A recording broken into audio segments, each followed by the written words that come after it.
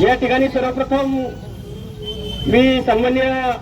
आता ज्यांची रेल्वे आमच्या हक्काची भावनाच्या कुठेतरी केंद्र सरकारपर्यंत पोहोचल्या पाहिजेत। या भावनेमधून भावने राजा शिवछत्रपती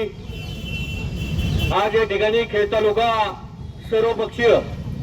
आंदोलनाच्या निमित्ताने या ठिकाणी उपस्थित असलेले खेड तालुक्यातील सर्व पदाधिकारी त्यापुढे असलेले बंधू आणि बहिणींनो, खऱ्या अर्थानं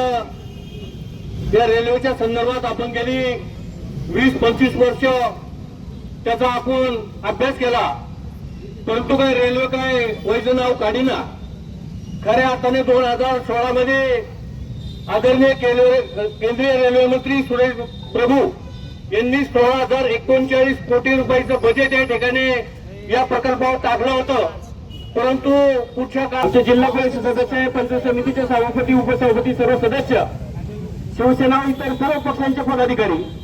या ठिकाणी उपस्थित आहेत, पत्रकार मित्र आहेत, पोलीस बांधव आहेत, त्यांचं या निमित्ताने स्वागत करतो। खरं तर ही सर्वपक्षीय भावना आहे आणि या भावना केंद्रापर्यंत पोहोचण्यासाठी आज संपूर्ण जिल्ह्यामध्ये म्हणायला काय हरकत नाही, नारायणगाव असेल, आळेफाटा असेल, सिन्नर असेल, नाशिक असेल, अशा ठिकाणी या आंदोलनाचं स्वरूप आहे। थोड्याच वेळात आमदार साहेबांचे या ठिकाणी आगमन होणार आहे आणि आमदार साहेब आल्यानंतर या ठिकाणी कार्यकर्त्यांची भाषण संपल्यानंतर आपण सर्वजण या ठिकाणी मोर्चानं तळेगाव चौकात जाणार आहोत। त्या ठिकाणी हायवेला पोलीस बांधवांनी ज्या ठिकाणी आपल्याला